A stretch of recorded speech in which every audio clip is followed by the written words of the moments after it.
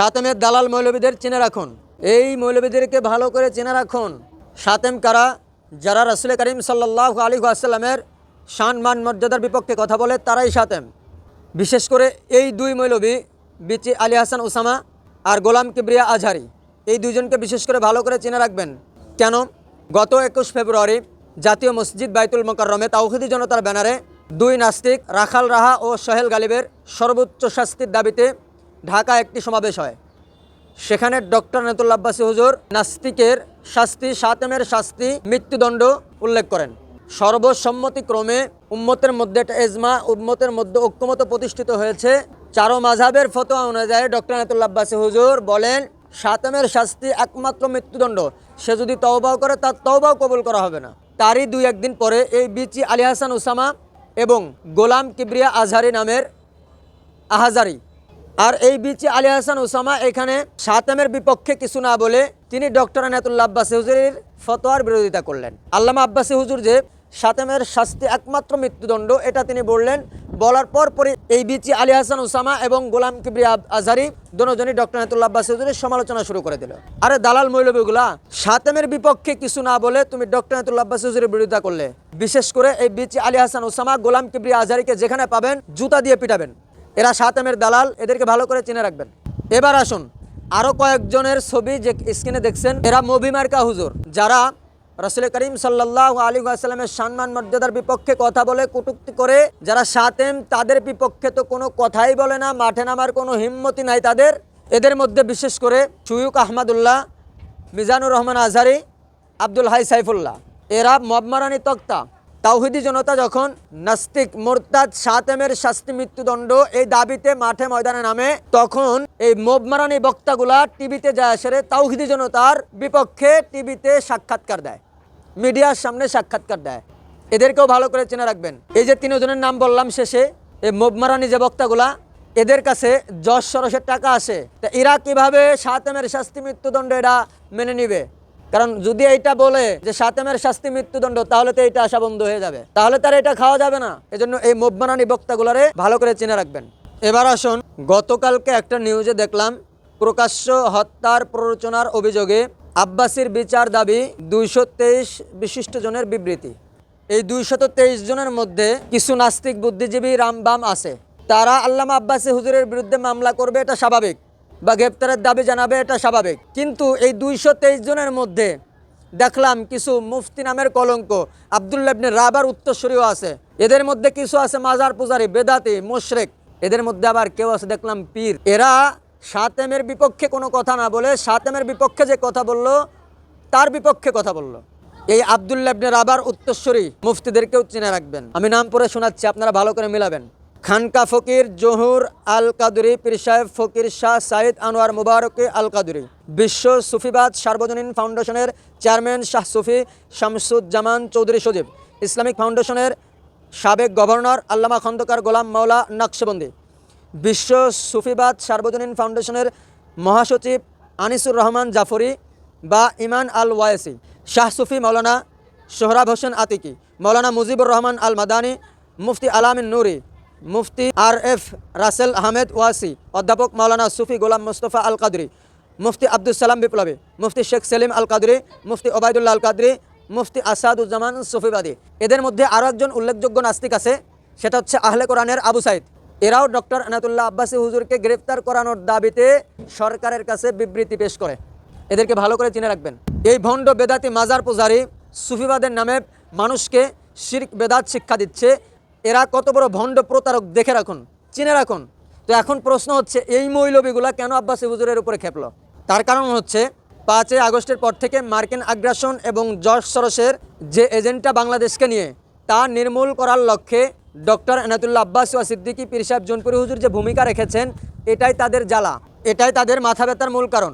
আর সেজন্যই তারা আব্বাসী হুজুরের বিরুদ্ধে উঠে পড়ে লেগেছে, কিভাবে আব্বাসী হুজুরকে গ্রেফতার করানো যায়। এই বেদাতি ভণ্ড মাজার পূজারী মুশরিক পীরদেরকে বলছি, তোমরা জর্জ সরোসের টাকা খেয়ে আব্বাসী হুজুরের বিরোধিতা করতে পারো, মাথা বেচতে পারো, আল্লামা আব্বাসী হুজুর দ্বীন ইসলামের জন্য মাথা দিতে পারে। তোমরা 223 নয়, সারা পৃথিবীর রামবাম নাস্তিক সহ যদি আল্লামা আব্বাসী হুজুরের বিপক্ষে কথা বলো, বিবৃতি দাও, বিপক্ষে যাও, তারপরেও ডক্টর এনায়েতুল্লাহ আব্বাসী হুজুরের জবানকে থামানো যাবে না। কারণ বাংলাদেশে ডক্টর এনায়েতুল্লাহ আব্বাসী হুজুর একা নন। ডক্টর এনায়েতুল্লাহ আব্বাসী হুজুরের সাথে আছে এদেশের খেটে খাওয়া দিন ইসলামের ঝান্ডা তোলা কালেমার পথিক তাহরিকে খাতমে নবুয়াত বাংলাদেশের কর্মীরা আল্লামা আব্বাসী হুজুরের সাথে আছে। যেই দরবেশগুলা, যেই ভণ্ড প্রতারক মুফতি আব্দুল্লাহ ইবনে রাবার উত্তরসূরিরা আল্লামা আব্বাসী হুজুরের বিরুদ্ধে বিবৃতি দিয়েছে, গ্রেপ্তারের পরোয়ানা সরকারের কাছে দাবি করেছে, তাদেরকে সহ সকল রাম বাম নাস্তিক তাসলিমা নসরিন সহ সকল নাস্তিকদেরকে বলছি সাবধান হয়ে যাও। এই বাংলাদেশ 94% মুসলমানের দেশ।